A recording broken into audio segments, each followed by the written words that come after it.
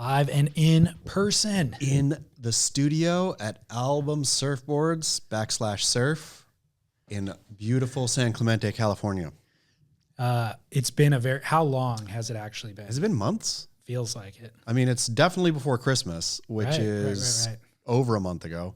So I'm going to say it's about two months, month and a half minimum. Since we've been in person. A long time, but proud of us. Proud of us for keeping on.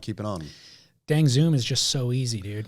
It is easy. And also I used to feel that it lost sort of intimacy, but I feel you and I have rekindled that intimacy on Zoom. Yes, I agree. It looks like December 2nd was our last So exactly 2 months. Wow. Today is February 2nd or 3rd. 3rd, yeah. Incredible. Well, dude, good to see you in the flesh. Good to see you too. How's life been? Fatherhood is what my life revolves around. Your child is now how old? 3 months. 3 months old. So yeah. So becoming a real person. Every single day, dude. Starting to smile. Like I'm going to be gone right now for 6 hours, let's say, from the house. Yep. And he changes in those 6 hours. Yeah. It's crazy. Is he like I get home and I'm like, he's longer and taller than he was before. I can't remember. At 3 months, are they like arching backs and whatnot on the floor? Yeah. Like, is he starting to wiggle around a little bit? We do tummy time. Yep. So, tummy time. Yeah. And yeah, is more and more expressive, obviously facial expressions and all that sort of stuff. And his face becomes more defined. Mm-hmm. The younger they are, they're just kind of like a lot of babies look the same. Yep. And now his characteristics are starting to show. So it's wonderful. What's his bedtime? Nothing but good times. 8 o'clock. Can you some days not wait for 8 o'clock to roll around? No, I'm fine with it. I honestly, I think it's because we're older. I think it's because we have the luxury of being able to work from home and all this sort of stuff. But we really look forward to every part of the day. Fantastic. Even when he wakes up at night. I told Lauren, I'm like, at some point when he's sleeping through the night, I'm going to reflect back on this and miss it. I'll tell you, I mean, every parent will say, cherish the moments, right? Yeah. Because they go by so quickly. Yep. And I heard that and cherished them. But weird part about life, I suppose, you can never cherish something enough, Agreed. Right? Like you could cherish it like, oh, really soak in the moment. But when it's gone forever. And your memory is but a poor, little representation. Representation of what it was.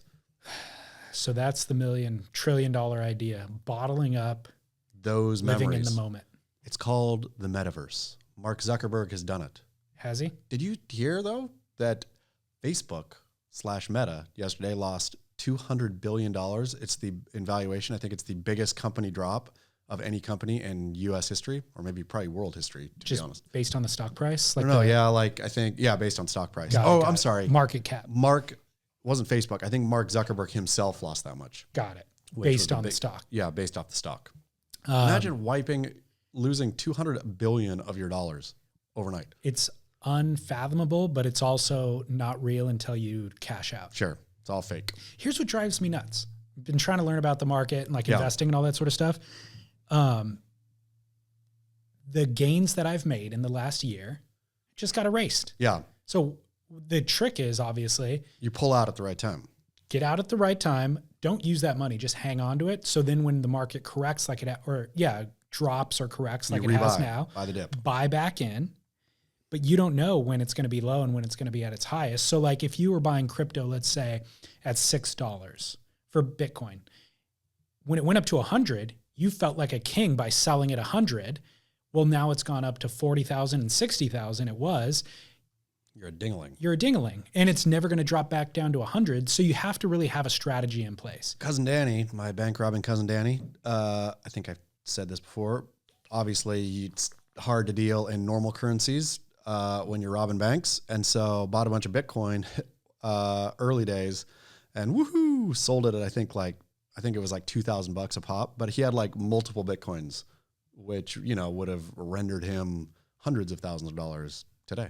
Right. When you think this thing is up 2,000%, that's pretty good. And it all seems weird and fake anyway.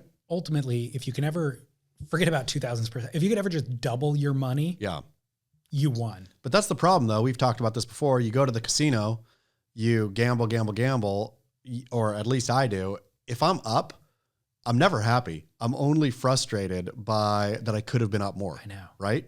Like, it's never like I crushed it, I doubled my money. You're thinking, yeah, I doubled my money, but I also should have doubled down on the time that I hit that hand or whatever, right? You're never satisfied. I know, it's brutal. It is the human condition. It's a wicked game to play. A wicked game. So with all of my investments, I don't need the money short term. So my strategy has always just been long term, leave it in, and that's fine.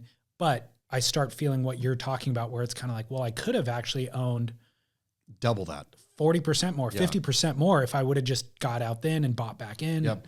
And that's a stupid game to play, I suppose. And focus more time on being with the kid. Ain't that the worst, though? That hindsight is such a dang dog when it comes to investments. But hindsight, in terms of remembering beautiful moments with your child, it's gone. I know. That's what I'm saying. We got to develop living in the moment, bottle it, sell it. Perfect. Yeah.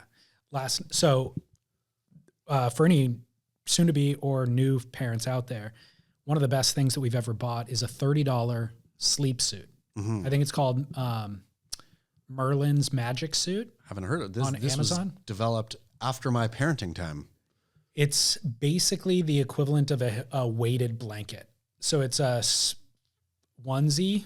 Their arms and our hands and feet go out of it, so that's not covered. But it's a real thick, heavy sleep suit, a onesie. So when they're young, they're vulnerable to like hit themselves in the head randomly, and it'll often wake him up, or he'll scratch his eye and freak out. So this creates enough weight so that they're actually just sitting in this position, fully like a starfish at night. And it keeps them warm, obviously, but more importantly, it's weighted. And it's actually the next step after swaddling. So when you swaddle them, they feel like they're in the womb still. Once they get too big for the swaddle, this kind of creates that warmth and pressure, but their arms are in a starfish mode. Imagine the nightmare of like being in one of those as an adult, and then someone like breaks into your house or something. You just can't move quick enough. Exactly. Yeah. Do you remember the kid in the Christmas Story? Yeah. That's the same suit, basically. But so we call it his space suit because it looks like an astronaut, you know? And so for the first couple of nights or weeks or whatever, we're like making all these jokes about, oh, you're going to outer space. We're going to lift off now when he's going to sleep. Well, now I started playing him space songs. Nice. Rocket Man. Do you have a David Space Bowie? Oddity. Yeah, of course. David Bowie's got a bunch of them. Yeah. You know, I feel like Clouds from Joni Mitchell fits in that realm. So I played him that. But talking about in cherishing the moment, that's one of our rituals is at night I put him in the spacesuit, and while I'm doing it, I play one space song for him. Has he shown an inclination for one band over another? No, but he does love the whole ritual. Okay, he's excited about some space songs at night. Exactly, Great. because it's in the dark. It's just he and I. Yeah. But then this other stimulant comes in, and he's just like, he starts whipping his head around like, what the heck? And he's happy. He's always happy when he puts his spacesuit on anyways. Nice. Because he loves it. Yeah. But now there's this stimulant, and I can put his spacesuit on in 30 seconds, but the song lasts 3 minutes. And so I just stare him dead in the eyes, lingering over him, like the aforementioned cat burglar that you're talking about, how they would watch you sleep. Yep. And I just sit there staring at him. He stares up at me, whips his head around a little bit, and it's like, you're going to get introduced to great music one way or the other, but right now, this is the way. Living the dream. Yeah. Living the dream. It's a good moment. I got you a gift since we haven't been together in a while. Thank you. You're always so thoughtful. I'm never thoughtful. Here yes. Thank you so much. Is this a homemade one? No. Is this a cherry pie? Nope. Flip it over and look at the bottom. Rhubarb. Strawberry rhubarb. I am so eating this instead of lunch today. Thank you. Did you get it the other day and just think, oh, it's a tasty pie? Or did you get it for me? For you. Wow. Thank you, David Lee Scales. Because you talk about rhubarb, and I was at the grocery store yesterday morning grabbing lunch, and I saw it, and I'm like, you know, Chaz always talks about that. I'm going to give him half a pie minus a slice. I love it so much. That one slice was me last night sampling it. Did you enjoy the rhubarb? It's fantastic. How good is rhubarb pie? So it adds an element, like strawberry by itself is too sweet. Too sweet. Rhubarb adds a tartness, a dimension. It is exactly perfect. A rhubarb anything, a perfect pie. Also rhubarb by itself, love it. It's freaking delicious. Yeah. You're very welcome. The pie is excellent. The crust is excellent. Like the flavors are good, but in addition, it's just a really well-made pie. I am so eating that. That's my lunch right there. Pie for lunch. And it's, for those who aren't watching the YouTube version, it is a half pie. I like that they sell them in halves. Me too. Who does this, Vaughn's? Ralph's? That is Lazy Acres. Ooh, Lazy Acres. It's a fancy. Lazy Acres by me. Do you really? Sure do. They're amazing, dude. I'm going to head down to Lazy Acres and buy myself a half pie later today. Since you have Lazy Acres, another recommendation from them is the candied smoked salmon. Ooh, that sounds They delicious. do like a brown sugar in the cure. Yeah. It's freaking amazing. Okay, dude. getting that. Yeah, get that. Love it. But the other great thing about the half pie is that's a hand pie. You could eat it, like you can hold it in the car like it's a meat pie. Every single pie I get, no matter how much I love it too, I'll throw half away. Right? Like I'll go down and eat half the pie. I'm the only one who really eats pie in the house. You get tired of it after half of it. Yeah. Yeah. You know who else, speaking of smoked salmon, does a phenomenal smoked salmon? Patagonia. Have you seen it? No. Patagonia, the brand, has salmon on the shelf at, I think it's everywhere, I think. At all their stores. I mean, not at, they sell it at their stores too, but at the grocery store too. It's in a box. And so usually in where like the sardines and whatnots are, I think. When you're buying your anchovies. Yeah, exactly. When I'm buying anchovies, but the daughter loves it. It is a phenomenal wild caught. It has like a lemon herb thing on it. It's really super good. Who knew that they were in the food biz? Patagonia is in the food biz, and who knew, like you would think that the smoked salmon biz is not like an easy high margin biz, right? I mean, it's all wild caught. And so it's expensive it's expensive. And I don't get the feeling that they're jacking the price to the roof. So they're probably doing it because somebody at Patagonia really loves smoked salmon and just thought, I can do this for people. I can gift people smoked salmon. I feel like with pretzels, we need a distinction between, is it a stick? Is it the squirrely thing? Is it the breakable kind? Is it the soft kind? You can't just call all of them pretzels, right? No, it's totally true. Same with smoked salmon. With smoked salmon, you don't know if you're getting like a hard salmon or the lox style salmon that's wet and floppy. Yep. You don't know if it's going to be sweet. You don't know if it's going to, there's all these different types of smoked salmon. You can't call it all the same thing. You're exactly right. Ridiculous. Smoking is like, to me, the smallest part of what's going into it. Like lox is completely different than, you're exactly right, than kind of the hard brick of a smoked salmon. The fact that they were both cured via smoking is... yeah, it's as relevant to them both being salmon, I suppose, or as informative as them both being salmon. Tells you nothing. Right. If I just said, we I have have a piece of salmon. What? If I just told you I have a piece of salmon, right?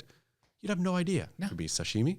Could be anything. But even with smoked, I still have no idea. Yeah. It's like saying apple. Well, at least they break it down to Granny Smith, Brayburn. Yeah, all the Red Delicious. Now I understand what's what. You need to tell me this is a wet smoked salmon or whatever, Wet smoked salmon sounds pretty gross, though. It does. Well, that's that's true. That's not actually what it is. We are in album surfboards. I do have my album slides on that we got for Christmas. Looking phenomenal. These things are working nice for me today. Do you know who their latest celebrity recipient of album surfboards is? Of slides or of surfboards themselves? Oh, Asher Pay? No, he's been on. Non-pro surfer, but bigger celebrity than any of those guys. I'm going to go with Matt Biolas. Jason Momoa rides album surfboards. Jason Momoa's on the team? I don't know if he's on the team. Hopefully he paid for him. That is huge. Where did you see Jason Momoa with his album? On Album's Instagram 2 or 3 days ago, they posted a quiver, maybe like 2 or 3 boards. Sent out to Jason Momoa. Yeah, like tagged him in the post and said they're made for him. And what kind of volume does that giant large man ride? Yeah, 300 liters. Were you sad to hear of the demise of Jason Momoa and Lisa Bonet's beautiful relationship? I did not know of the demise, but I did like that relationship. Yeah, I was shocked to find out that it was like 11 years on or something, or 15 or something. Yeah, I always thought it was kind of new, but no. They've been together for a long time, have a kid. Do they really? Yeah. Holy cow. Yep. Is there a big age disparity? I think there is. She's a lot older. I think she's a number of years older. Good for him. Yep. I mean, that's cool. I like that. Kind of reworking the paradigm a little bit. Yeah. Love it. What is is it a winter summer couple? Is that what that's called? I think so. Is it still called that for I don't think it's called that for guys. Or for older, yeah, probably. Well, it's been generally referred to as the older male, younger female. But does it apply if it's I'd have to think it does, right? Because winter and spring or winter and summer or whatever are like, they don't have a sex. Why would we give them a sex? That's true. Yeah. Is it winter summer or winter spring? What is the actual winter phrase? Spring sounds kind of creepy. Winter spring would sound like you're with a child. So I'm gonna hope that it's winter summer. Okay. But if it's winter spring, that's gross. Because then, or is it autumn, spring? No, winter is in the. Then it's got to be winter, summer. Winter, they're spring. It's opposites. probably winter. We're gonna have to look hopefully a call. I could look it up right now. Hopefully a call will come in to tell us. Yeah, Lisa Bonet is hot and weird, which I like. Yep. Hot and weird is great, but not necessarily what you want to marry. Yeah. But it's a great combo kind of for dating and for peering in from the outside for sure. Hot and weird. Hot Too and bad weird. it's over. But at least he has a quiver of album surfboards to hug at night. That's true. How do you think he is as a surfer? I bet he's pretty good. I mean, I bet he's got that thick style, so I bet he's like kind of drop. I bet he's kind of surfs jockey. Like rarely do you see a muscle strapped guy. You can see fat guys surf with like a fluidity. Rarely do you see a muscle strapped guy surf with fluidity. I know.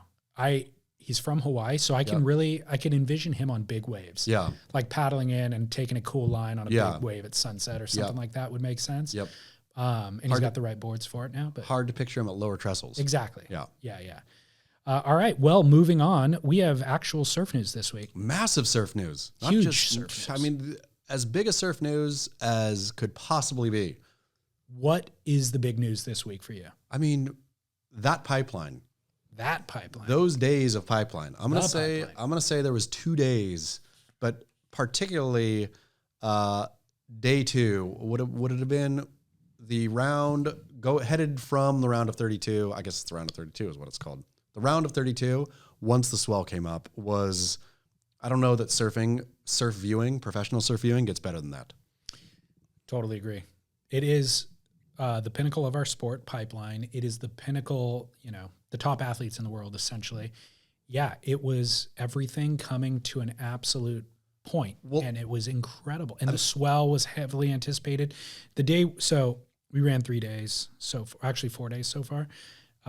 Day 1 ran the men's in flawless surf, which we would have said that day was the day of days. Actually, everybody did say that. Day 2, swell dropped. They ran the women. It was a very mediocre day of surf, disappointing actually. Lay day, then they ran day 3. Swell was kind of projected to hit around noon, and when it hit, it went full Richter, and everybody elevated their game, basically. I mean, not everybody, let's be honest. Most people did. Let's just be honest about that, too. Some people did. Who didn't? Philippe Toledo, floated out there like a big old chicken. Well, he got waves, but not the waves. He had a 3.50 heat total. Did he really? Yes. He got a 3 and a 0.50. Who did he surf against? Do you know? He surfed against Seth Moniz. Look at me bringing the heat. Oh, this is rare. That was a rarity for me to know anything. Yeah, surfed against Seth Moniz. Seth Moniz did not surf phenomenally either that heat. But he did against Barrett or the other Hawaiian. He did earlier. Yes, he did against Zeke. Yes, Zeke. But that was Philippe was in there and maxing swell, right? Philippe was out there for the time when the swell actually came up. And then also that Messinas guy. Luca, who was surfing against Carlos Muniz, who got hurt, dislocated shoulder, which ouch. And so had third 20 odd minutes of pipeline alone where he had priority, right? Could have just practiced out there. Could have done whatever he wanted. I don't think he caught a wave, correct? I mean, he caught his first wave, and then I think he caught whitewash in, or he might have even got on the sled in or something. Like it was, I mean, in terms of, okay, can we get rid of the chickens first? Or yes. Can we speak to the chickens first? Sure. My thing is, everybody like in the commenting boards, I mean, Beach Grit commenting board did you dip into there at all? No. It was all time. It was just like as fun and great as Pipeline was, right? Like everyone just was A game, like funny and witty and quick and informative and hot takes and all of it was brilliant. Anyhow, when Pip was out there and Messinas, is it Messinas? Luca. Messinas. Okay, Messinas, when they were out there like failing, chickening, like blatantly chickening out, of course, everybody in the comment section is calling him out, right? Like it's just fodder. Of course, also, 99.9% of the people in the comment section would not paddle, right? Of course, would not be out there. So that's which is all understood and fine. My thing with calling those guys chickens, why they deserve it, at least Pip, is because Pip has come out and said, I am not a chicken. Like we have a video, unreleased Beach Grit video of him saying, no, everybody calls me a chicken. I'm definitely not a chicken. Like, I love it. I want to go, like all this kind of stuff. Time and time and time again, he doesn't go. I would totally respect Felipe Toledo if he said, look, I'm scared. I don't like it out there, right? It like Carissa Moore says it. Yeah, it scares me. I remember Matt Warshaw back in the day told me about a surfer named Gary Green who refused to paddle Big Waimea and just said, I'm scared. Right. I'm not about to do that. Good on him, right? Like you want the warrior and the guy who drops in and like, of course, like John out there and stinking. I mean, we could talk all day about Baby Chumbo, Chianca. Like he, to me, was the all-star of the day. But we could talk of course, we want to see epic performances. But just admit, if you're afraid, don't I feel Pip did so many moves like I do when I'm scared out in bigger surf where you paddle really hard for a mid-size one and don't make it. And like, throw your head back. No, now I'm out of position. Like, oops, paddle way back around. Like that, the kind of stuff that real chicken people do. Just say you're chicken. Admit that you're a chicken. Well, I'm glad to have to be corrected on this because those couple of heats I wasn't watching intently for some reason. And I was just impressed that Felipe made it to the round of 16. He made it to the round of 16 but the waves, you're right. The waves that he made it on, I was watching those intently in the rounds leading up to this round. And they were mediocre waves. They were smaller waves. They were the shouldery wave at Pipeline. Exactly. And he'd manufacture a score. And so what I was impressed by was his ability to be competitive and manufacture a score and get through a heat. But he never once looked ballsy to me. No, and once it got big, it was just like, I mean, he was out there, right? He was surfing against Seth Moniz. And Seth didn't look good either. Seth is clearly not a chicken, right? Seth has proven himself time and time again.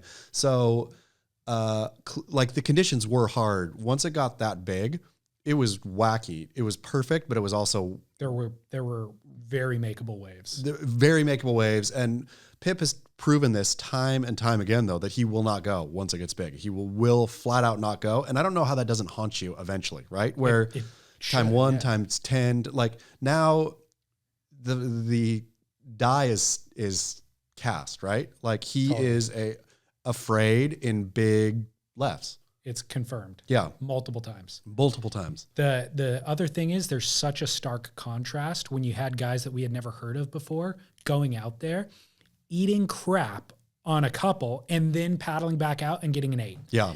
Calum Robson. Yep. And by the way, Luca Macinas in his previous heats he took Kanoa down in legit waves. But and I don't think Macinas is a chicken necessarily. I think that was strategic. I think he was like, I'm going to save myself. Why? Like, I think that's what, I think most people. Because he's in the quarterfinals now. Sure. But also if fully healthy, if you have a chance to surf iconic pipe by yourself and don't take it, then are you really a surfer? He did it earlier that day. He got insane waves, probably the best waves of his life. He was out there alone and could have paddled into anything he wanted. He could have had his pick of the pipe litter. And if you are a true surfer, right, who can handle that, who's out there already, I mean, imagine the people on the beach at the Volcom houses, at all the houses, who were looking at him thinking, what I would pay to be you, what I would pay to have 5 waves out there alone. Like, that's their dream spot, their favorite place. Rarely do you get to be out there alone.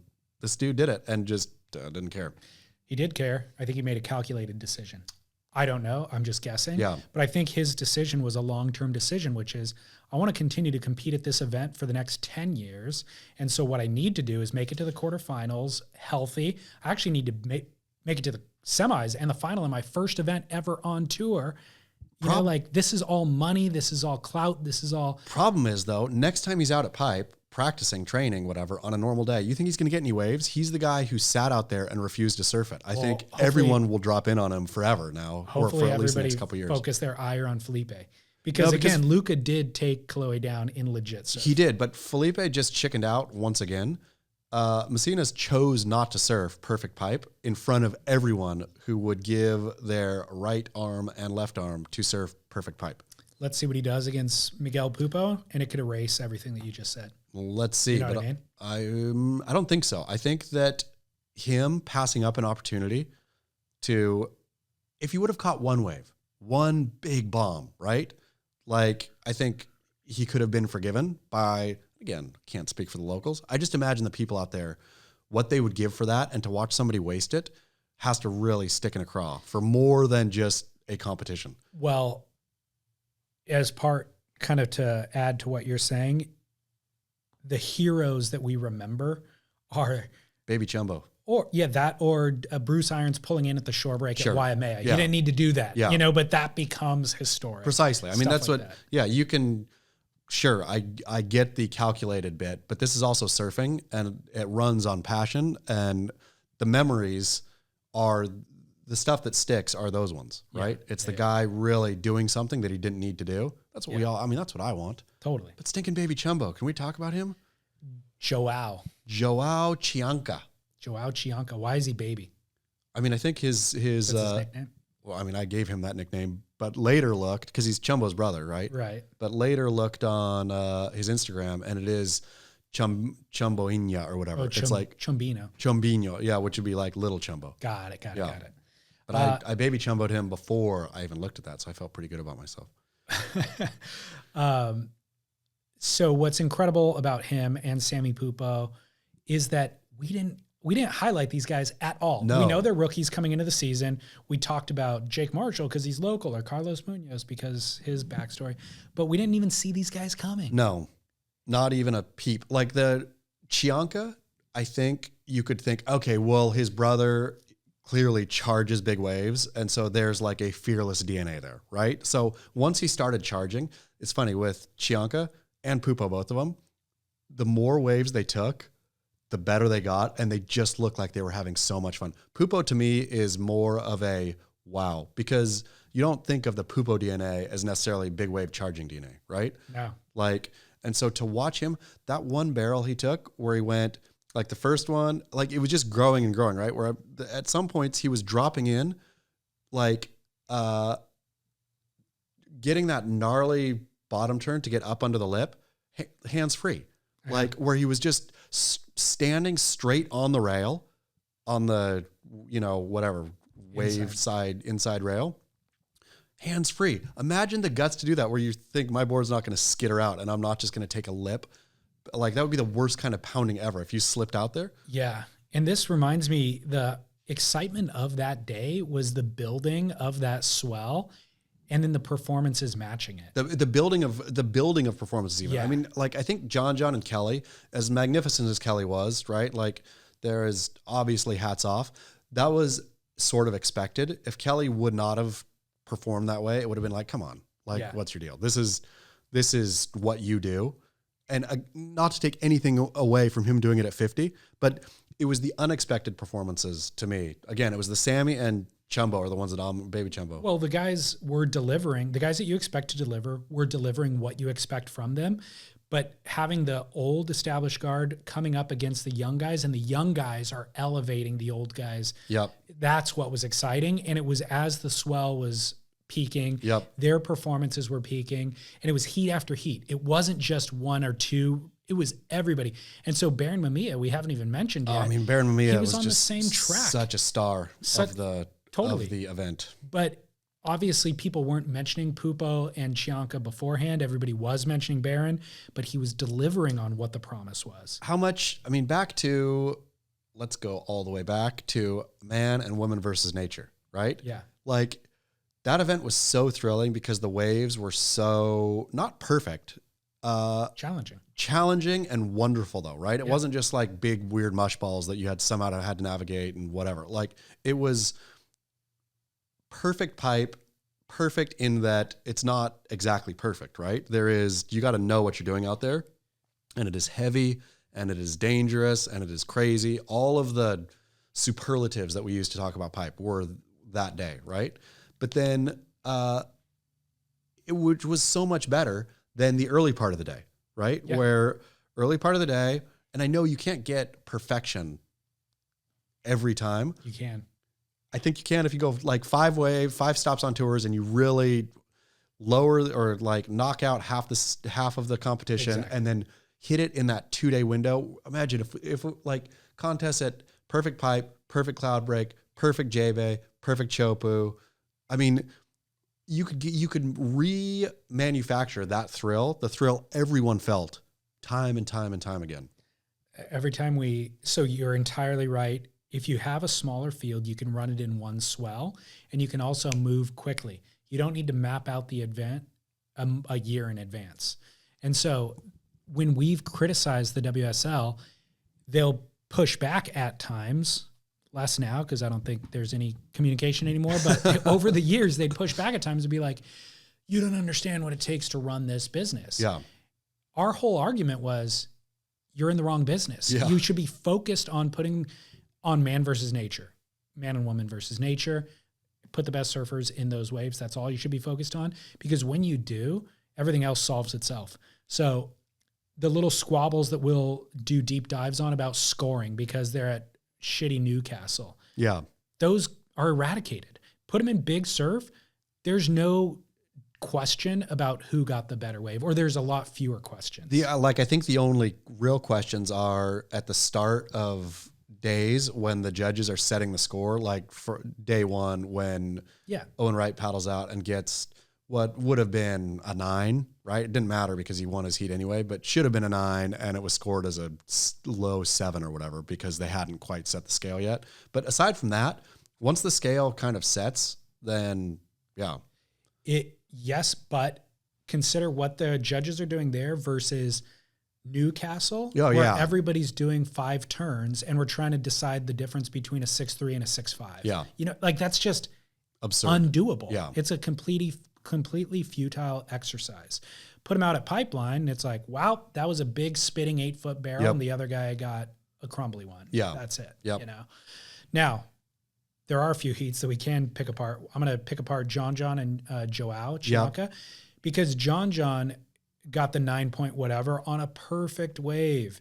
And he, by the way, didn't take off behind the peak or even at the peak. It was slightly off on the shoulder, slid in. He surfed it beautifully. He did what only he can do and made it look incredible. And then as the wave tapered off, got barreled long on the taper, and they gave him a high 9. Yeah. I watched Joao's next wave. It was way more difficult to surf. Yep. The thing was doubling up rather than the perfect taper barrel. He kind of free-falled. He did an incredible bottom turn to get up in it, made the section. The thing closed out. He slipped out that front door. It was way more difficult, way more heroic, way more critical. And I was like, there's not enough room in the scale. They gave John the 9. I think it was like even a 9.6 something. I'm like, certainly Chumbo's has to be a 10 because it was more than a point better than that. But there needs to be more room on the scale. And then they ended up giving him a 1/10 of a point more. Yeah. It's like a 9.7 something. Which in the 9.8, I think it was. In the Baby Chumbo John heat, I thought they surfed basically equally. And at that point, what are you going to do? You got to give it to the vet, right? Like if it's going to be a flip of a coin, then it should go to John. I don't think there ever should be. You got to give it to. I think you have to kind of create these distinctions. Well, I mean, but once you give score John too high, you're stuck. That's the problem with, again, I don't know for the life of me why they feel they need to score the thing in real time. Like, give them 30 minutes to go out and surf, mark their waves, right? Judges confer afterwards. In pencil. Yeah, in pencil. Judges confer afterwards and declare a winner. Like, at the end, you can easily look back and go, these were the 2 best waves of the heat. And they happen to be the same guy or they happen to be different. So then what are the next 2 best waves? Precisely. And then also, once you have apples and apples, you can actually score them, right? They could have scored easily. John's 9.6, probably lower, and Chumbo's probably higher, and given that the room they needed. Why did John's wave need a 9.6, if that's what it was, in the moment, right? Like, is that for the viewers? Is that for Chumbo to know what he needs to beat? Chumbo doesn't need to know. It doesn't make any sense. Chumbo only needs to know in this crazy scenario that they've created. I need to catch it precisely. Like, but he doesn't need to know. No, neither surfer needs to know. If they had 30 minutes heats and the scores came in within 10, I mean, I've said this before, 10 minutes of the next heat, right? Where you know, okay, and this is what it was, and whichever one goes through, because then you get it right. I think The judges are very intelligent, have watched so much surfing, know what they're doing. I think they're put in an impossible spot when they're needing to judge these waves, because who knows what's ever going to come, right? Which is why they're always depressing the scale, because they have to leave room there. But once you push the scale up into the 9s, then what if something, which is Dahui solved by going to 12. They didn't even go to 11. They go to 12. Did you know that? Yeah, I did know. I misspoke that first episode we did. But anyhow, like Dahui solved that in a specific way, but I just don't know. We don't need... we don't need scores. You're right. They're still solving it though, based on this old paradigm that we shouldn't even be existing. No, it's silly. It really is silly. Yeah. Let me see. Ongoing. Okay. Kyle, were you going to say something? Oh, go ahead. About the broadcast in general. Sure. While I'm criticizing the WSL, I have no idea also for the life of me how they miss so many waves per broadcast. It's like they're doing it on purpose. It's like they're starting heats and going to break, unnecessary breaks on the YouTube stream at least. And I'm sure, whatever. Sure, they have to fill in their ad space. I get that. Surfing is one of the things where, hey, there's no sneaky wave pops up all of a sudden. Oh, look at where'd that thing come from? You can look out on the horizon. You can think, we got 3 minutes. Run some ads. Run 2 ads.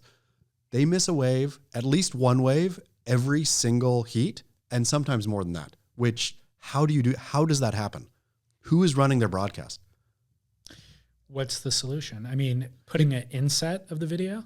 You could do inset, or you just look it out the horizon and say, okay, we're not going to have waves for 2 minutes. That's not a foolproof way to do it. It's a lot more foolproof than missing a...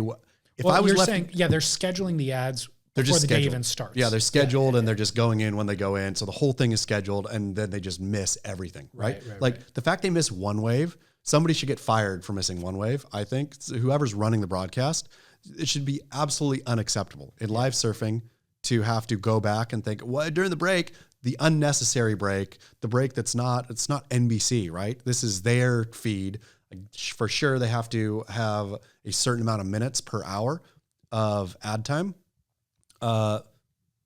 Figure that out. It is asinine. How do you, where's Joe Turpel? He's got I don't know. I can't even. I was expecting you to get to the bottom of that. No, to be honest, I was so happy not to have him that I didn't want to get to the bottom of it. Joe Turpel's, as I know people were fickle people, in Beach Grits comments, there was comments of oh, I never thought I'd say this, but I miss Joe Turpel, right? Clearly you only miss him because he's not there. Imagine Joe's inability to go up or down in tone, just layered over that epic day. To me, surprises were Ross is great. Always. Love me some Makua Rothman. Really? Makua Rothman, I thought was both insightful and not overly, sure he explained, overlapping heats a bit too much or whatever, but I really liked Makua's insight. I feel the exact opposite. I feel like Makua doesn't provide me hardly any. He provides the most obvious things ever. I don't see where the insight is. And he's not particularly articulate. I felt he was both insightful and quiet enough and let stuff sit enough. And also he wasn't Joe Turpel. If it would have been a Joe Turpel Potts matchup again, it would have depressed that wonderful day of surfing. I think the team they've had in there, Cote, Rosie, Cote gets too exuberant, let's just be honest, and says weird stuff.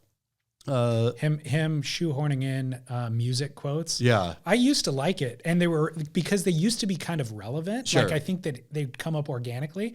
Now he's going out of his way. I think he's looking them up in advance, going out of his way and trying to make it a gimmick. And it feels gimmicky. I still like him better than Turpel, right? Yeah, I don't think I think Cote is what he is. And I don't feel that he takes away from the broadcast in the same way that the Potts, again, hate to keep. We haven't seen Potts in over a year. I know, but the Potts-Turpel combo was the fact that is gone. We should all be rejoicing.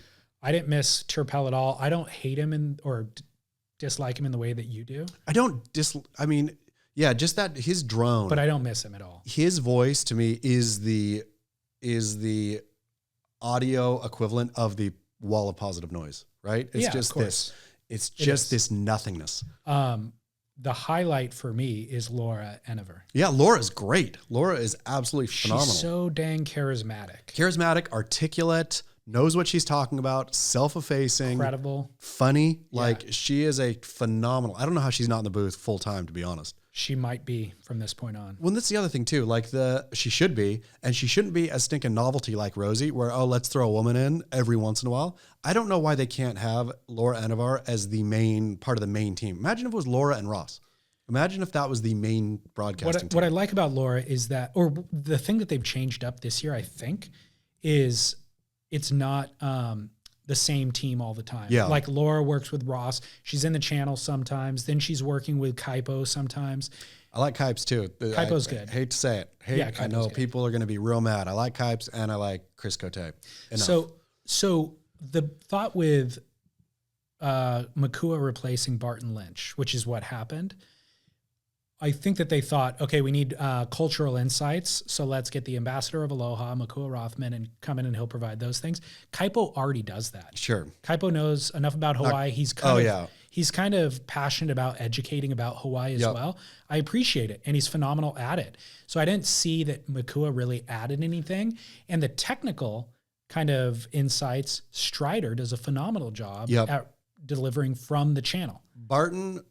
Barton not being there is a real gaffe, and I have no idea what happened there. Derek wrote a story that he was dropped from the broadcast, and Barton went on his Instagram, I think, and said, like counter to what, or not even counter, like Beach Grit said I was dropped. I wasn't dropped. I just wasn't asked, but I was available, which is essentially the same thing, right? To which Kelly Slater responded, journalism.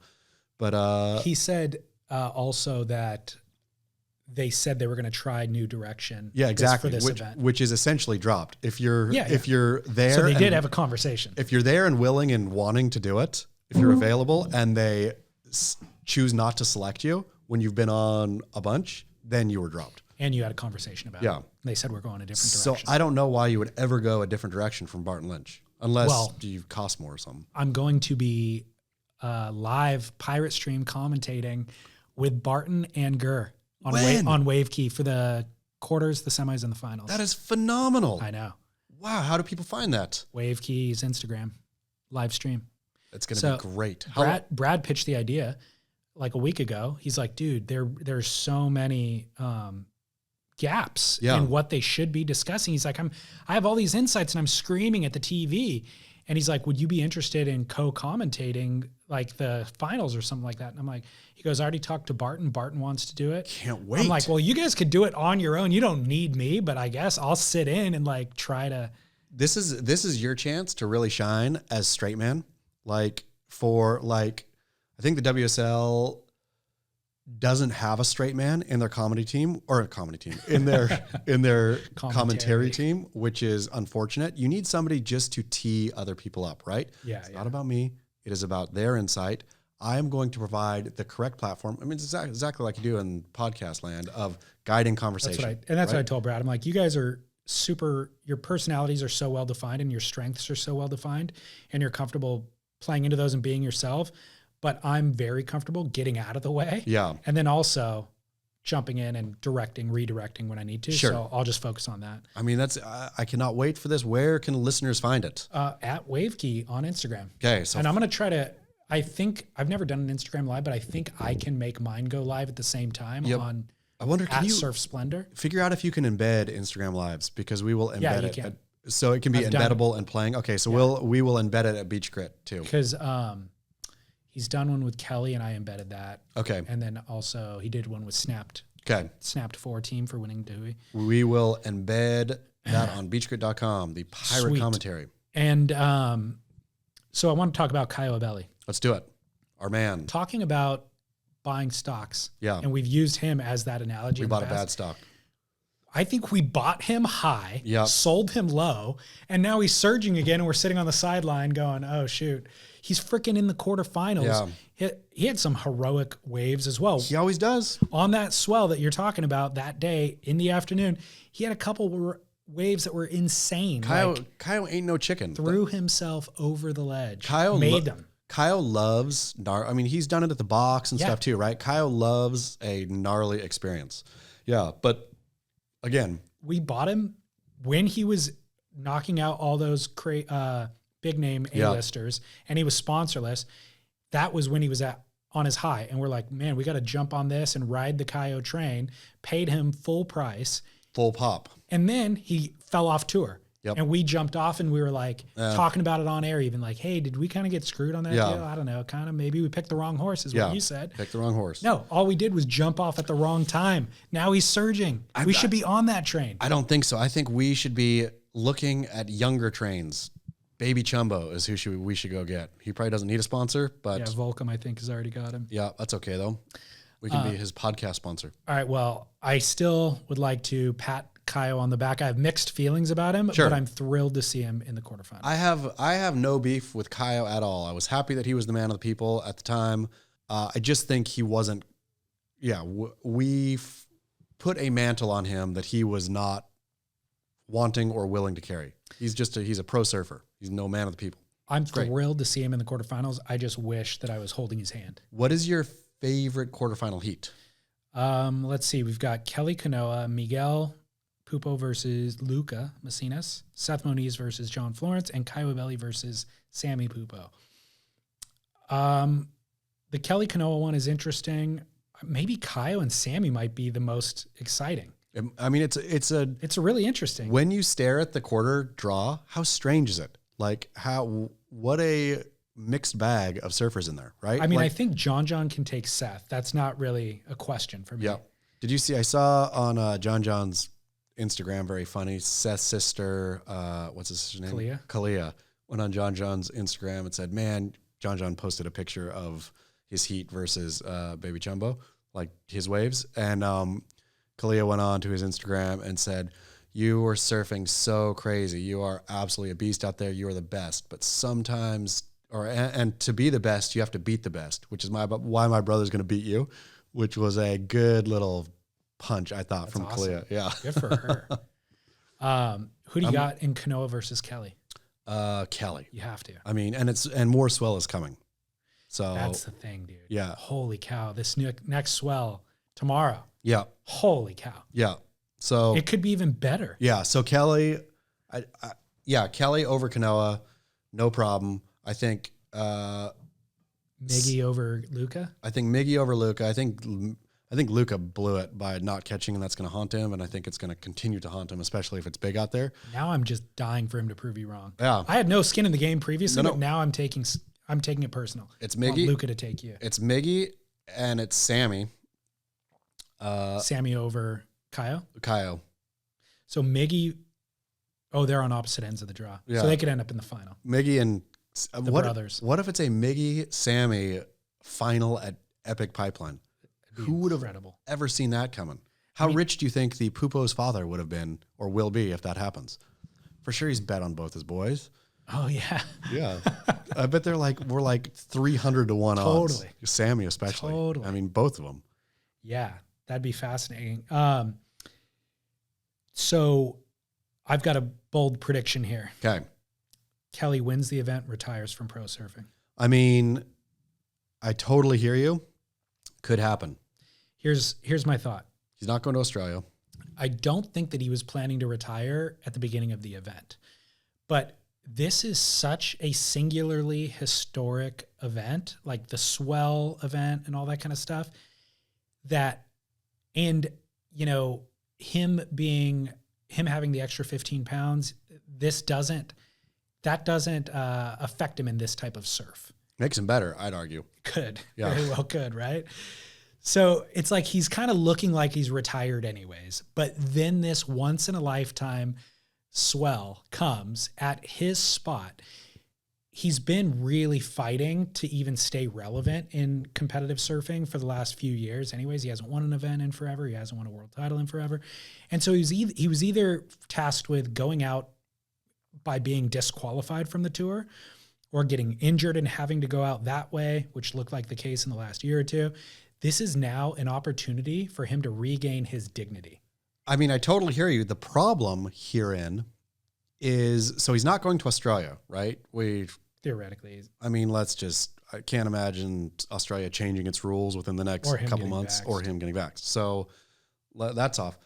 Problem is, Kelly wins pipe. High water mark. He goes and surfs Sunset and accidentally does well in Sunset too. Now he's sitting number 1 in the world with some distance, right? Like if he goes out and gets in the quarters at sunset, I mean, John will be right there, but probably likely, but that'll be the only, Italo went out early at pipe. Obviously Medina's retired. Looking at the field, don't you think if you're Kelly, this is actually an opportunity to go for the 12th? It's a big gamble because he's stated himself that he's not good at sunset. Yeah. So if the event number 2 was Chopu, sure. Yeah, he would then do that. I think it's a big gamble because it's like he probably won't do well at sunset. Before the mid-year cut, I think, what do you get to lose? No, you don't get to. You have to count all your events before the mid-year cut. So if he misses 2 events in Australia, even if he won sunset and pipe together, I don't know if that's enough. If you then miss the next 2 events. I don't think, say he wins pipe, I don't think he'll retire on the sand. I think he'll go surf sunset, and if he does poorly at sunset, he'll retire. I don't think that's the same mic drop effect that Kelly goes for. I mean, that's true. Just winning at the most historic swell that we've seen in a long time. John, and just being like, I'm done. See you guys. John and Kelly meet in the semis, correct? Or do they meet in the finals? Are they on the opposite sides of the row? Opposite sides. So the winner of Luca and Miguel will face the winner of Kelly versus Kanoa. Okay. So I really just think, like, what is the real benefit of going to sunset? Because again, he's not going to Australia, so he's going to lose all those points. I don't think he's got a world title in his future. That's true. That's true. So what is the benefit of going to sunset? That's at that true. point? I mean, unless you like surfing sunset, nothing. Which he doesn't. Yeah. So it's over. Kelly's going to retire. Wow. And I also don't think that he would necessarily try as hard in these quarterfinal. Like he peaked against Baron Mamiya. So I could see if he was planning the full season that maybe he would now lose to Kanoa or lose to John in the final or something like that. But if he tells himself, this is my final event, I'm winning, he's going to go out and get 6 10s. Yeah. He's going to get a 10 in the quarters, 2 10s in the quarters, 2 10s in the semis, 2 10s in the final. Boom. Well, and that's the other thing, talking about like Felipe Toledo not wanting to be out there very clearly. Kelly Slater loves pipeline and loves that kind of pipeline. Loves, I think, any kind of pipeline, but loves big, throw yourself over the ledge. He loves it. It's not like he's out there like white knuckling. And you're here in the quarters, and you've got these young bucks, Kanoa, who you've watched grow up because you're on the same team. Yeah. And then you're going to end up against John in the final. Well, I mean, this is nothing against Kanoa, but Kanoa has no real track record of doing well at Big Surf, right? So it should be but he's made the finals at pipe. Sure, but I think twice. But it should be a walkthrough for Kelly. Yes. That he in Big Surf should be a walkthrough. Also against Miggy, I mean, Kelly has a walk into the finals, a stroll into the finals. Especially in that type of wave. And so then John, type of swell. But that's the thing. John Kelly final. A John Kelly final, though, I mean, that will be the mic drop for professional surfing. They should almost cancel WSL from then on. That should just be it. Yeah. Gabe's already out. Yeah. Is there any update on the status of Gabe? No, just like from Brazilian media, I think it's real messy. I think he's in a very, very messy situation with divorce and broken family now and all of the bad stuff. So last we spoke, he had announced that he wasn't coming to the beginning of the year, but on Beach Grit since then, you guys have talked about they're selling their house. Yep. His wife is probably the reason why he's not competing this year. They're splitting up. There was also another story written about him potentially being retired permanently. Yep. Is there any validity to that? I think his wife said it, didn't she? I think she was just saying she was there with him, or somebody close to him said it. I can't recall who. Derek wrote that story, but is saying I watched basically what he had to carry, and he's not doing this again. So who knows? I mean, it'd be a huge bummer. It'd be a huge bummer, but if you lose the care, I know, for competitive surfing, if you get out of that bubble, like for us, right? Watching pipe, spending my waking hours for this week, more or less, watching pipeline, it becomes your world. If you didn't watch this pipe event, you wouldn't really care. And people were like, oh, it was epic. It was absolutely epic. Like, to feel that epicness, you have to put the time in to watch it. And I would imagine to care about that world, you'd have to put the time in to compete. Once you're out of it, even if people were saying like, oh, you belong there, wouldn't you just be like, I don't care. Like, there's more to the world. Well, I think that he cares about surfing, and I'm sure he cares about surfing pipe. It's more whatever was fueling his desire to be number one in the world, he's reconciled. Like that's no longer fueling him. And so where will you then find the desire to do what you were doing before? And it takes a really, really intense passion and drive to be able to do that. So I'm curious to see how it all plays out. Sorry to see him go. Yeah, me too, for sure. And Italo fell short of really filling those shoes in this event. So I mean, Italo seems like he's a bit distracted too. There's like new girls on Italo's Instagram every once in a while and whatnot, where it seems like Italo was focused, or when his last title, right? He was in a relationship and everything. It was like training and driving towards this thing with no distraction. It seems like there's some distraction there now. I just feel like Italo's too focused on Italo. Yeah. You know, and it's like, and you have to be selfish in order to do what those guys are doing, but the type of selfish that he is feels like it doesn't translate towards competitive success. It's more focused on making sure your abs are glistening for Instagram. Yeah. You know, you have a new haircut. Yeah, exactly. Like the dreads that he had, what is that called? Weave. Yeah. He had a weave blonde dreads a while back. And it's like, it's funny as a gimmick, but if you're like actually trying to make a fashion statement or something, it seems like a misplaced effort. It seems like he's, and sure, maybe who cares about a title, right? And maybe he's just having fun being. I think he cares. Being Italo. He needs to refocus. He did not do good this event. He should have done well this event. Of course. Yeah. I would have bet money on him, you know? And it's what? I mean, speaking of betting money, keep going, but what? Jordy? Exactly. Who did you keep Jordy on your survival team? Of course I did. You did. Of course I did. I really thought about it. I thought about putting Kelly on thanks to CJ Hobgood, which would have been phenomenal, right? Kelly would have been the right pick because Kelly definitely won't surf Australia. And arguably, you could have had a basic throwaway with Kelly winning or getting past the round of 32. But I felt solid about Jordy Smith. He did just enough. It was so close. Twice. It was so close. Were you close. Watching? Well, the round of 32 heat where he got the buzzer beater 9-point whatever. Yeah. Were you watching that live? Nope. I had to go take the daughter to ballet. So I watched up until then. And then okay. I watched the first. I watched, who was he surfing against? I forget. I watched whoever it was bag that it was a McGillivray, whatever. Yeah, that's right. Matt McGillivray. I watched McGillivray bag that 8-point whatever at the start, like under priority. And I thought, I'm cooked. I was going to just start sending you laughing emojis during that heat, like, sucker. Yeah. And then I survived. Yeah, you did. And then, it was the 9. I don't even see it here. Oh, no, he didn't get the 9 in that heat. He got the 7-5 in that heat. But that was just enough. That was the round of 32. That's what got me to survive. 28% of this survival league cold. Is it really? 28% gone. Oh, my gosh, good. 28%. Good. Imagine one event, 28% of the field. Incredible. Yeah, an incredible bloodletting. The elimination round was the one that Jordy got the 9 in. And that's, to even see him in the elimination round I was laughing at you. Yeah. But he got the 9.73, which was the wave of the day on day one. Against Miguel Tudela and Imai Kalani-Deval. I love sticking with Jordy on principle. I said it, I did it, it worked. The bummer is that Jordy is not a throwaway surfer. Like you said, you could pick him at J-Bay. There's other waves that you could pick Jordy for not a lock, but like a really smart pick at other waves. Pipe is not the smart pick for him. So I basically threw Jordy away on a wave that was really risky. Yeah. I picked him, or I'm thinking about picking him for Sunset. Really? Yeah. I'm thinking about going John for Sunset. There you go.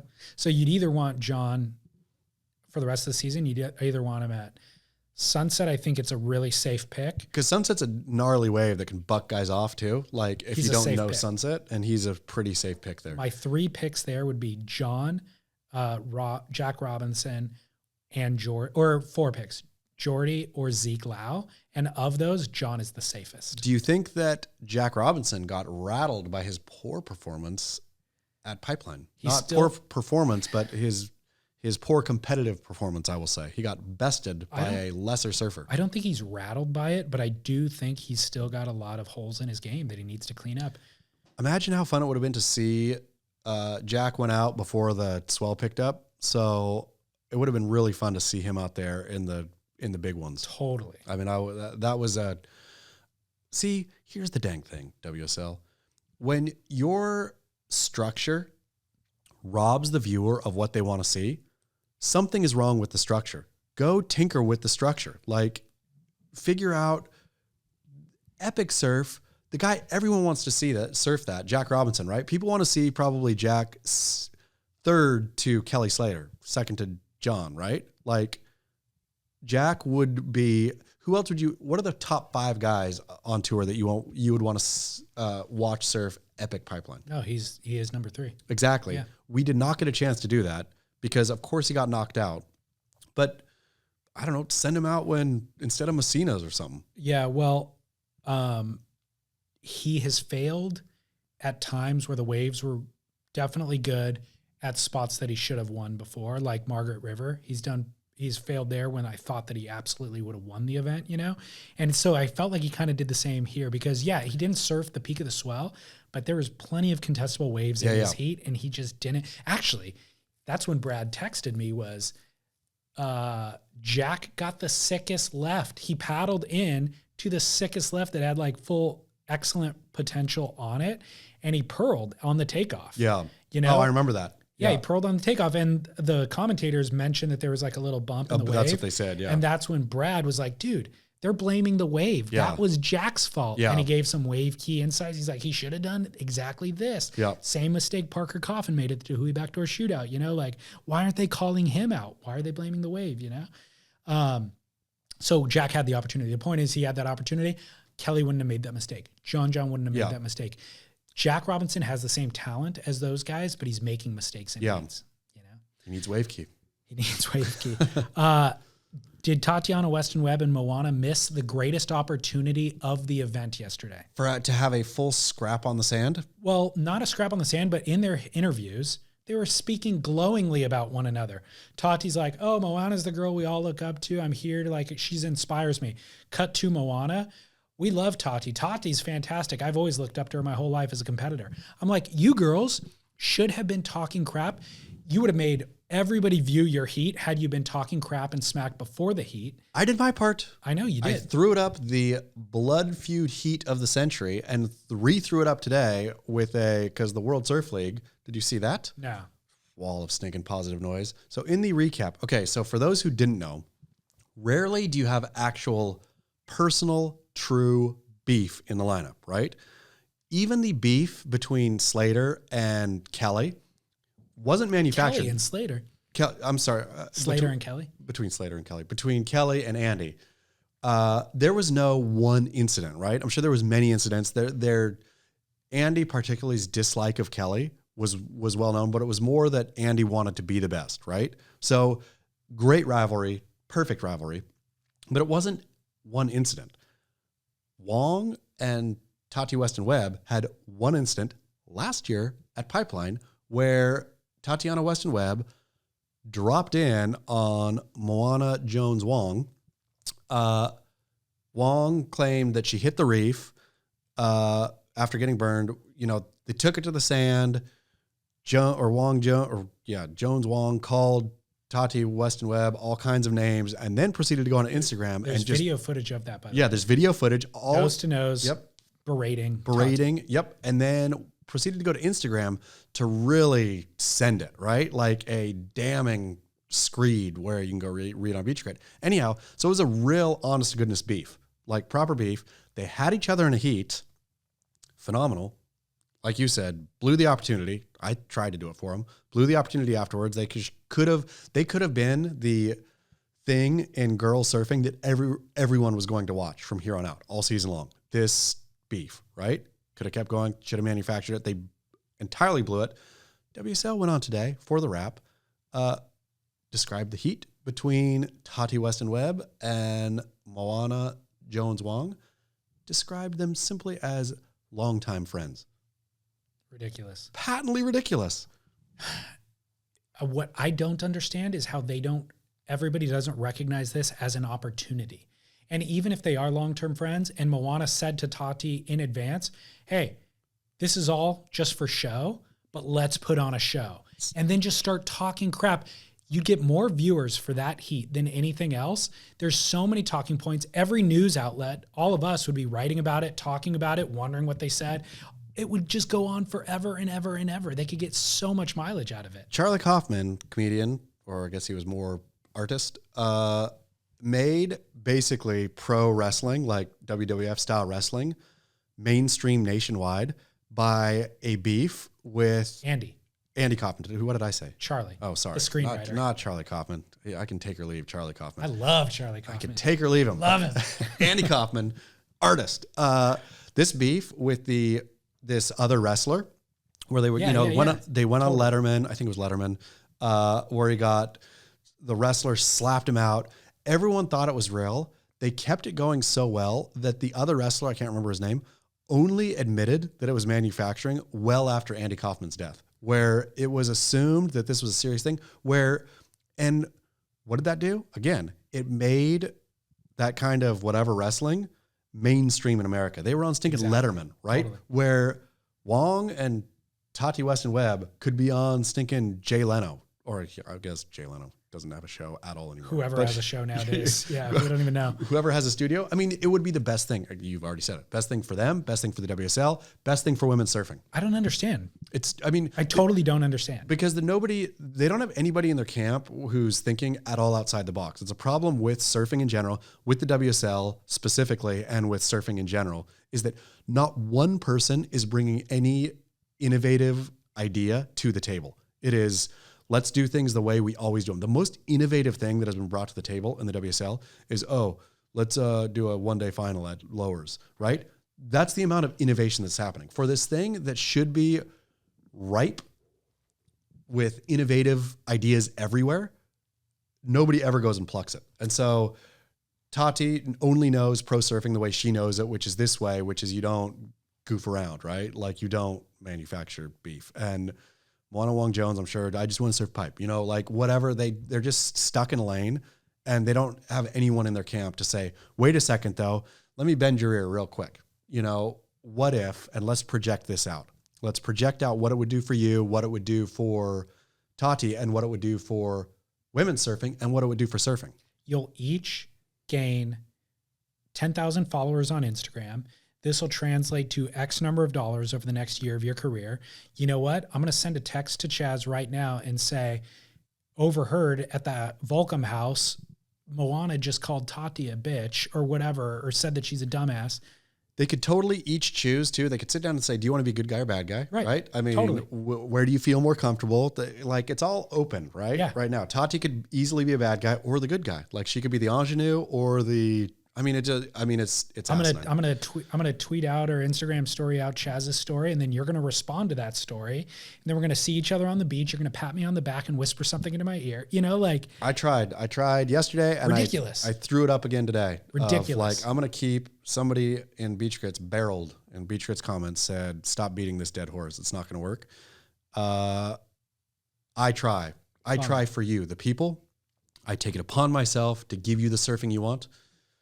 Shame on the people who don't want to make it happen themselves. Whatever. We'll find a taker. Beach Grit only helps those who help themselves. Yeah, Kaya. All right. How about commercial break and then true grit or clickbait crap and then barrel or not? Let's do it. Chaz, I brought my Athletic Greens shaker, but I left it over there on the water cooler, and I never filled it with water, so now I can't drink it. Have you been in the back of your mind thinking about it for this entire show? Yeah, and I was like, should I hit pause, ask you to pause, and then I'll go grab it? I mean, just that delicious nutrients rushing through your system right now. Imagine how that would feel. It would. Well, first of all, I'm doing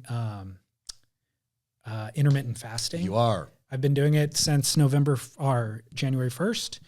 And so I don't actually ingest my Athletic Greens until 1 because I think that would count as calories. Okay. Really? Yeah. So I don't eat from 9 p.m. at night until 1 p.m. the next day. The athleticgreens.com/surf does tell you to, or recommend that you have it before anything else, and you're still having it before anything else. Right. So same diff, I would think. But I'm craving it right now. Right now it's 12:10. I'm 50 minutes out, and I'm desperate for something. Man, you're going to finish this show, shake that thing up, and it is going to be like a juicy fruit ad of old. See, I need it. I forget the water. I'm going to snort it. Yeah. I want it to go straight to the blood, straight into the veins. It'll cure COVID if you do that. I don't know. This is all not recommended ad copy. Definitely mix it with water. Athleticgreens.com/surf and do yourself a favor. By the way, Valentine's Day is coming up. Why not gift the gift of health to your partner? Not only do you gift the gift of health to your partner, you gift the gift of glowing skin, healthy hair, bright eyes, pep in step, all qualities you want in your partner. Firing neurons. Everything They're you going to want in your outsmart partner. you. Yep. Yeah. Beautiful gift. Beautiful gift. Athleticgreens.com/surf. And for a limited time, you get a dropper filled with vitamin D.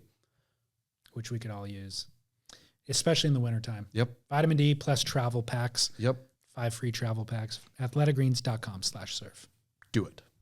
All right, Chaz, back from commercial. I've got some true grit or clickbait headlines. Let's do it. I feel all week this week was true grit. Really? Let's see. Okay.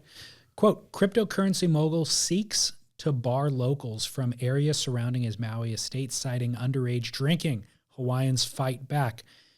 Mr. Yanis is weaponizing environmentalism against indigenous gathering rights. End quote. No exclamation point. No, because that was a direct quote. And so I didn't want to exclaim upon it. But yeah, I feel this is true grit. This was a major news story, Daily Beast, a new cryptocurrency mogul.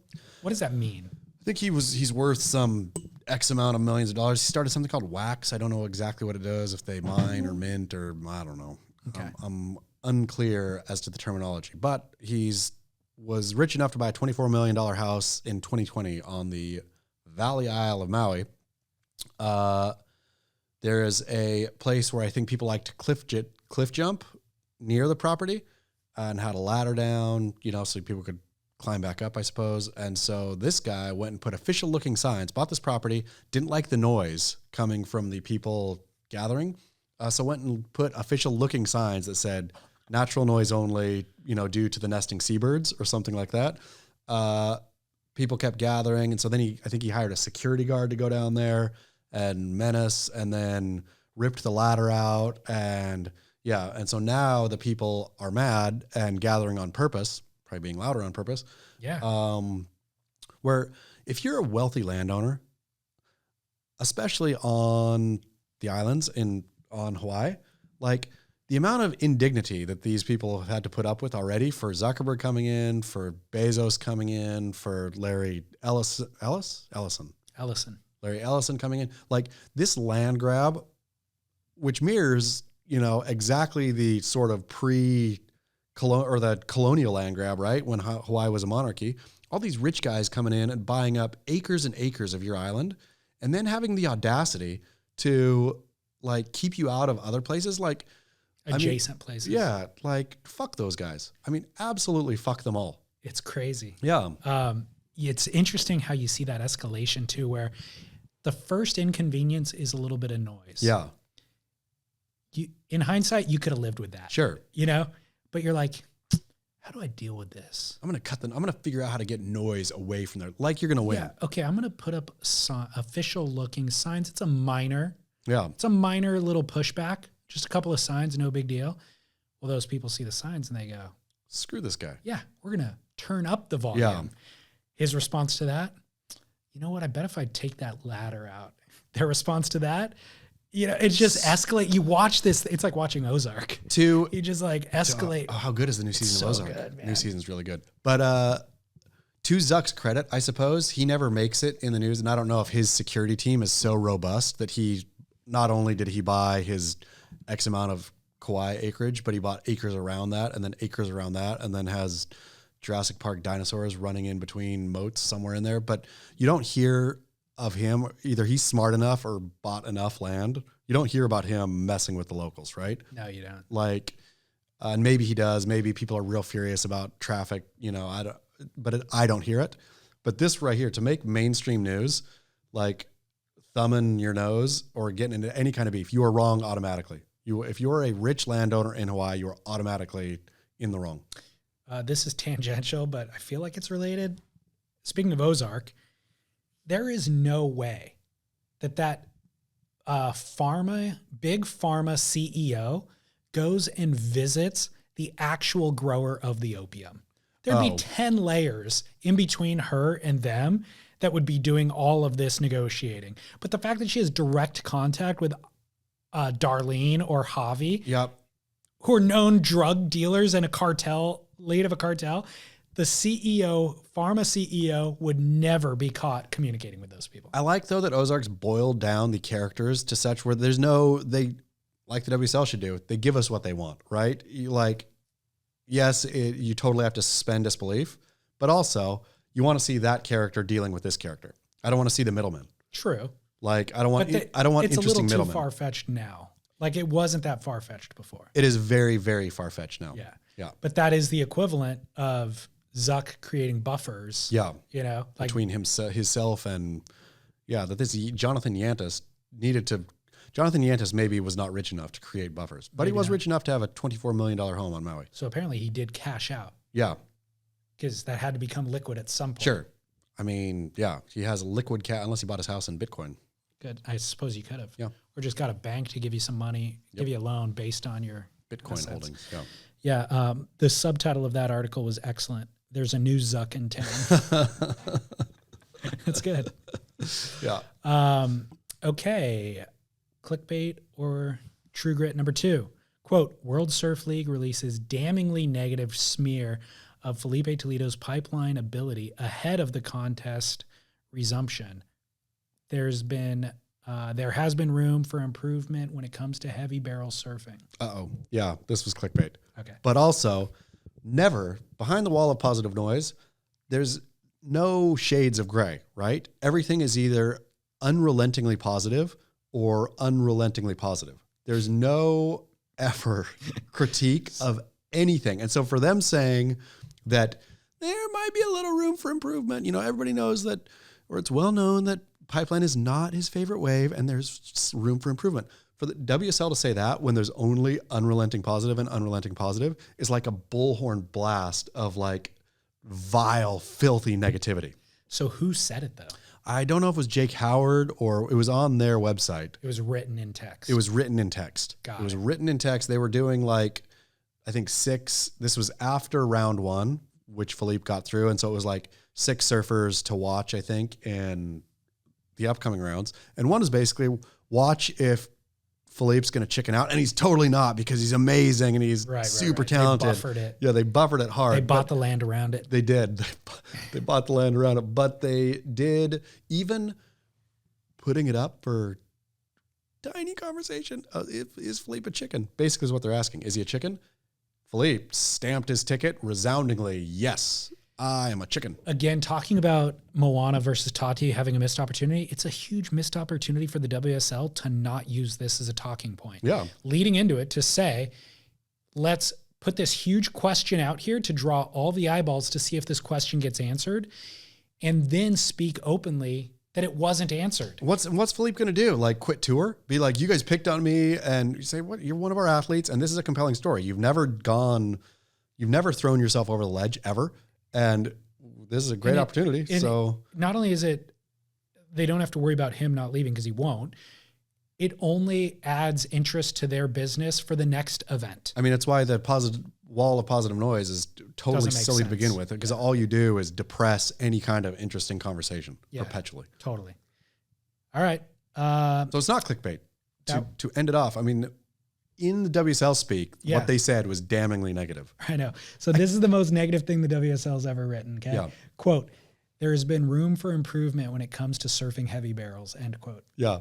The most damning thing that's ever come out of Santa Monica. Amazing. I couldn't believe, I had the volume down, but on the similar note, there was a lot of talk about, Derek wrote a brilliant piece about, is it chivalry or is it, whatever, for not letting the girls surf good pipe. I mean, you and I should have discussed this. Let's do it real quick, right? So women surfed they surfed day 2 when the swell had dropped off entirely. Commentators were oohing and awing about how epic it was, right? Even though it was very, very clearly, it was pipeline. It was a barreling wave, right? It was contestable, but not great. Epic. And then day 3 comes around, epic swell or great swell to start the day. They don't put the women out. They put the men out. Swell builds to crazy. It's obviously still no women. And then they ran them yesterday, which was in not great with a bunch of swell on the way. Right. So Derek's thing, you either believe in equality or you don't. Like, you don't throw the girls out in crap waves and say this is equal. Right. Like, and so what's the deal? I did see the WSL broadcast somehow point to a sign on the beach and hold it, a cardboard written out sign that said, "Let the girls surf good waves." I don't know why they did that. Maybe because the director in the booth thought that was that they are surfing good waves. Yeah. They're finally out at Pipeline. Probably. The waves are good. So this is an approval. Probably, because I had the volume down, and so I didn't hear. I just saw the sign that said, "Let the girls surf good waves," and was like, whoa. So what are your thoughts on Derek's take on that article? I totally agree. Like, there's going to be... It's not equality because they put them out in media. Yeah, and it's not cool. Like, I don't think it's cool. I think some of the girls would have thrived, right? Just like Philippe failed at Pipe, Carissa Moore would have succeeded, right? Like, and maybe you don't have to put him out in the maxingest swell ever, right? Like, but that day leading up, they should have started the day with the women and then gone to the men, right? I think so. You can also put them out in the maxing swell. Sure. Like, there's no way this is going to change if you just keep giving them garbage. And I think arguably they got garbage Pipe so far. And there would have been, heroes would have risen. So Carissa, Wong. A lot of what I would have said about that day was erased by yesterday's performances. So we kind of have to talk about those 2 days separately. But I'll pretend like I didn't see yesterday's performance. Okay. And my pushback against what you're saying is people's lives are at stake. Sure. So if you put unqualified surfers out in that surf and they try to be heroic, they could end up dead. They could end up paralyzed. And I understand that. And so what you want to do is provide stepping stones. And I thought that day 2 that they put him out in was a stepping stone day. Like, there was scoreable opportunities out there. If you had put Seth Moniz out there or whatever, he would have got sick barrels and done sick airs out the back or on the end section after them.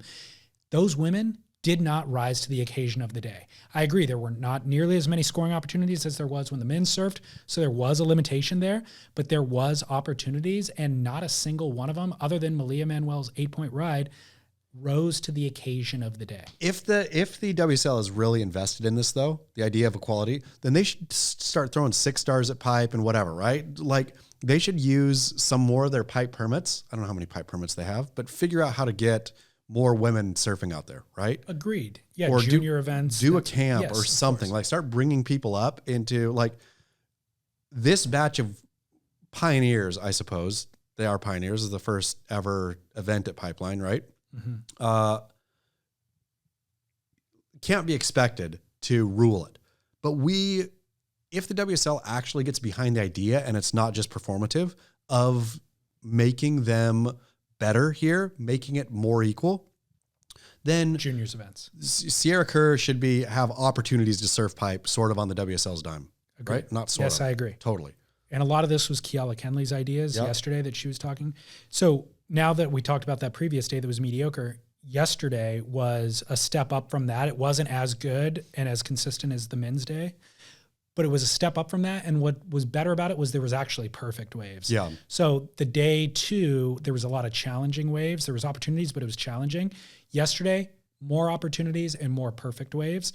And what we saw was people vastly improving through the course of the day. Exactly. Which was fascinating. To me, it was a good viewing experience. And a microcosm of watching, like, Sammy Pupo got extraordinarily better in 30 minutes, but it felt like that through the whole day on the women's side, that they were learning it, right? Where I think to expect them to go out and be perfect is asinine. To expect them to go out and be as good as the men is silly. To expect them to improve, that's something they need. And you hit the nail on the head. I feel that's exactly what we got yesterday. I want more of that, though. Agreed. I was engaged through. So the other thing is we got to keep in mind is it's supposed to be entertaining for the viewer, right? So that day 2 was not entertaining. No. And if you put them out there in the maxing surf, that's not going to be entertaining either. That's a train wreck. Totally. So yesterday was very entertaining for me, and so much of the entertainment was because they were improving. It was the improvement thing that I was watching. So Lakey Peterson was the most improved, I would say, where she looked a little uncomfortable. She took some of the wrong waves, but throughout the course of the day, she was then picking off great waves at backdoor and getting scores. She's through to the next round. She got a buzzer beater that was sick. Yep. She got more experience out there because it was a few surfers in the lineup than she would have in 5 years of surfing with crowds. Yeah. I mean, but that's what the WSL should figure out a way to make that happen. And it doesn't necessarily have to be pipeline, right? They could do training up the girls' trips to heavy reef breaks, right? Where you take them out with a coach and, the expectation of, and I suppose the critic would say, well, that's the girls' responsibility themselves, right? They are professional surfers. They don't have nearly as much money, right? The WSL should, if they care, should inject and you film it and stuff, right? Like they could find a way to monetize it for sure. See a return on it. Take the girls to heavy reef breaks, and then pipeline is no problem. But pipeline is not it's unique in that it's pipeline, I suppose. But it's like any other heavy slabby reef break, right? Yes, but then the aura around of course. it. But once you're comfortable, in a heavy slabby beach or reef break, you're going to go surf pipe better. Yeah. And they give those girls more opportunities to do that, even however you want to do it. But this toothless equality, this performative equality thing, and I think the World Surf League really does believe in equality, do more. Yeah, they need to rethink what that actually looks like. Sure. And I agree with you and Kiala. The juniors events is a great solution because one of the things she was saying was there was no reason to surf pipe. Like if there was a swell on the North Shore back in my day, we women had contests maybe later in the season at Haleiwa or elsewhere. So we were going to use this swell to go practice at Haleiwa for that future event. If there was a pipe event, I would have opted to surf pipeline to prepare for that event later. So if we give these opportunities, these events and stuff, there will be reason to free surf it and battle out the crowds. What did you think about Tyler Wright's total slagging off of pipeline, calling it a sausage fest, saying that I don't like the complaining. Yeah. I am reticent to badmouth Tyler's defending herself because then I look like a cisgender privileged white male, you know what I mean? But honestly, shut up. Honestly, stop complaining. Like, who I never heard well, maybe she did complain a little bit, but Rochelle Ballard. Yeah. Rochelle Ballard's gotten more barreled at pipe when there was no accommodation being made. Kiala Kenley, Megan Abubo, like their clips from back then. I mean, in the late 90s. Jones Wong. And Jones Wong today. But those clips from 20 plus years ago, crap on any of the girls' clips from pipe from this event. Yeah. I mean, truly. And they were out there battling it out with the Wolfpack. Yeah. So I understand the inequality. I mean, I can't empathize because I haven't lived it, but I understand what Tyler's talking about. But the complaining is annoying to me. That she went on and on complaining too. Like it's a sausage fest out there. You got to battle for waves, and it's like gender regardless, you have to battle for waves. It was but like she could have said like, yeah, I mean, her complaint was full throated and wholehearted. It went on. Did you read it? Yes. Went on and on and on and on and on and on and on. And I started by saying Rochelle never complained. Oh, maybe she did complain. I don't know. No, Rochelle actually didn't complain. Yeah. Rochelle went out there and just kept putting in the time and the effort and taking the crappy ones, taking the closeouts, and maybe certainly not publicly. The public response to any time she was ever asked about it was just, it's hard to get waves out there because it's a challenging wave and everybody wants the best wave. Yeah. There was no mention of, anyways, whatever. I'm not a fan of Tyler. I'll tell you right now. Yeah. And of her surfing either. That layback carve that she does is the lamest carve ever. Yeah. And it's meant to look aggressive, but it's the softest, easiest turn you could possibly do. It's out on the shoulder. And I'll even see there's an opportunity to rebound roundhouse and rebound off the backdoor whitewash. Never goes for it. Lean back to try to look stylish and like it's a big hack. It's not a big hack. I love that I just teed you up on a cisgendered white male rant on a proud gay woman. Can't wait to see your headline on this article. All All right, barrel or nah. This has been an impassioned show. It has been. Barrel or nah, referring to someone, anyone, as the GOAT. Oh, no barrel anymore. Over any word like that, a special word, unique word that gets overused that much In that short of a period of time. is retired forever. Don't call Tom Brady the GOAT. Don't call Kelly greatest of all time. GOAT is dead. Dead. No more GOATs. Officially. Say something new, because there's so many GOATs now too. It makes GOAT. How many greatest of all times can there be? One. Right? There can only be one. There's a greatest of all time. Even if you're going to argue, there's going to be one GOAT per sport. There's still way too many GOATs. Way too many. GOAT is dead. I'm sick of it. Don't use GOAT. Don't say GOAT. Don't think about GOAT. Erase GOAT from history. I'm canceling the animal too. Yeah. Goats can go I'm going away. to focus on sheep from now on. Ooh, but goats make really nice cheeses. They make Shiv. babies breast milk too. Yeah, they do. So Yum. it's supposed to be better than cow's milk. It is. But they're canceled in my mind. And I agree. Like, I find myself almost wanting to refer to Kelly that way. Nope. And then I realize it's so played out that I just can't let the words escape my mouth. No. It is I'm just going to refer to him as Kelly from now on. It is a silly, asinine thing that has lost all meaning at this point. In like 3 months. I tried to rebrand GOAT as I had another acronym that I felt was better than GOAT, referring to Kelly. I can't remember what it was now though. Well, again, this has been the fastest burning out of a word that I can remember, because 3 months ago, people didn't know the definition of it. You still had to reference this. You had to Greatest spell of it all out. time. Yeah. Now, Yeah. and it just like came and went. Done. It's like Betty, who called Betty White the GOAT? There was a story on that. Some dumb person called Betty. Maybe it wasn't a dumb person. Maybe it was a fine actor. Well, I remember the Jonah Hill and Meryl Streep. That's what it that was. was a story. I'm sorry. He was referring to Meryl Streep as the a GOAT. And she thought it was an animal.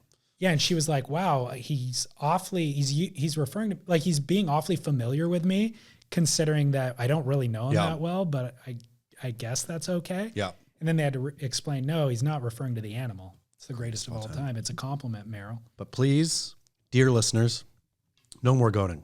Nothing is the GOAT anymore. Once Jonah Hill starts using it, It's over. it's over and done with. All right, barrel or nah. Shaking someone's hand. Barrel. Always barrel. Barrel in the age of COVID, barrel pre-COVID, barrel post-COVID. A man should shake a hand. Fist bumps. What? I'll dish a fist bump up if it's coming at me, just especially in COVID, just because of the fear of assuming that person has, is on their heels a bit. But a nice firm male handshake, I've told this story before. Derek Riley used to enter every room. What he would do first, go and shake everyone's hand, making nice eye contact all the way around the room, and then get down to business. The first order of business, though, was a nice firm handshake. Eye contact and handshake. Nope. Complete waste of time. It's great. We're familiar. We can say hello. I don't need to shake hands anymore. It's not COVID related. Sets the table. It's old timey. Great. It's unnecessary. It's too intimate. I was watching Curb Your Enthusiasm. Do you watch it? Some. So the new season I was watching, and Larry's campaigning for a local guy running for mayor or something like that. And he doesn't know anything about the policies, but he wants this guy to win.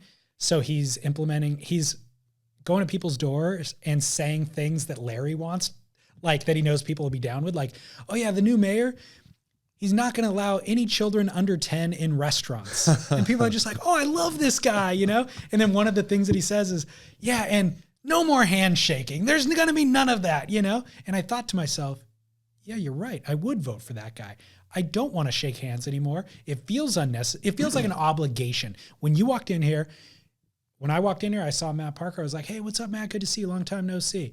When I saw you go around the corner, go out of your way, reach over, go through the handshake, I was like, neither of you actually want to do that. You're forcing the interaction. It's perfect. It's warm.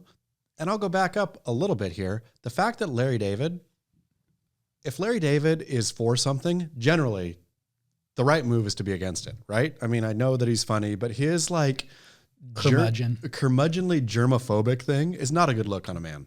Like, I think a handshake is a good look on a man. Okay. You're for your barrel handshake? So barrel. There's no wrong time to not give a handshake unless you're mortal enemies with somebody like Moana, Jones Wong, and Tatiana Weston Webb. How much real quick. Do you have to think before you say the words Moana Jones Wong? Not at all. I have to think so hard to get the order correct. Tatiana Weston Webb rolls right off the tongue. Not a thought in my mind. Moana Jones Wong. I have to be real careful not to say Moana Wong Jones because that's what sounds easier. So you're on Tati's camp? I think so. I'm Team Tati. Just because it's easier. Yep. Team Tati. The fact that they both have 3 names is Great. Unusual. Yep. All right. Well, Barrel. we land divided on this one. Yeah. Any podcast listener who happens to encounter me out in the wild, don't shake my hand. Anyone who encounters me, come up and put her in the vice. There you go. All right. Final barrel or not comes from a listener who will remain nameless, but he says, this came through last night at 6:55. CJ right Hobgood. under the wire. Nope. Barrel or not, vasectomies. I am 44 and I have 2 kids, ages 6 and 3. My wife and I really don't plan to have any more, so my wife has been pushing me to get one. It seems to make sense, but I have mixed feelings. It is a pretty serious procedure. The nurse told me that it is a permanent sterilization. It's also just like so permanent. What if stuff happens down the road? Anyways, I don't know what that sentence means, but he says, what if something happens down the road and you want to have a kid for some unforeseen reason? Are you less of a man if you cannot produce an heir? At the same time, is it messed up to risk having a kid when you really don't want one or you can't afford to put your wife through some crazy birth control stuff? Barrel or not? I have no judgment on those who do vasectomize, but I am no barrel. To me, it is unnatural. And there are other ways around not getting a woman pregnant that are not just her being on birth control. What right? are those ways? We got stinking rhythm method, man. Haven't you ever heard of the rhythm method? I don't believe in the rhythm method. It totally works. There's other ways. Let's just say there are other ways. That are not foolproof. That are foolproof. No. More or less. They are not. Well. They've worked for you, but they're also not advisable for your teenager. I will advise them to your teenager. Not to teenagers, but to your to adult men. I will advise because you don't have any adult men that you're raising. Well, but if you did, you wouldn't advise them to do it. Sure, but I mean, for kids or whatever, then traditional birth control, I'd say condoms and birth control. So that is incumbent upon the birth control specifically is incumbent upon the woman. Sure, and but that comes at a cost. Or should be the man, like wear a stinking condom. But also, when we're talking about vasectomies, we are only talking about aged men. And if an aged man cannot control himself, then you got more problems than just vasectomy or not. Control yourself. What about based on what the details that this guy has given you? His wife wants him to get one. I hear you. That's important. Not that important. It's a factor that you got to consider. Sure, but also it's unnatural. Okay, so you're telling him don't get it. Don't get it. Okay. Don't get it. And also don't have another kid if you can't afford it or whatever. Just be careful. There's this thing called being prudent. Okay. And what is that? Rhythm method. So what is the rhythm method? Explain the rhythm method. I mean, you stick and pull out, right? That's not the rhythm method. That's a different method. I thought that was the rhythm method. I thought the rhythm method was timing it. With the cycle. With the cycle. No, I'm not. I don't go for that. I don't know. I'm just saying pull out. That's all I'm saying. So what rhythm are you talking about? Yeah, the rhythm of pulling out.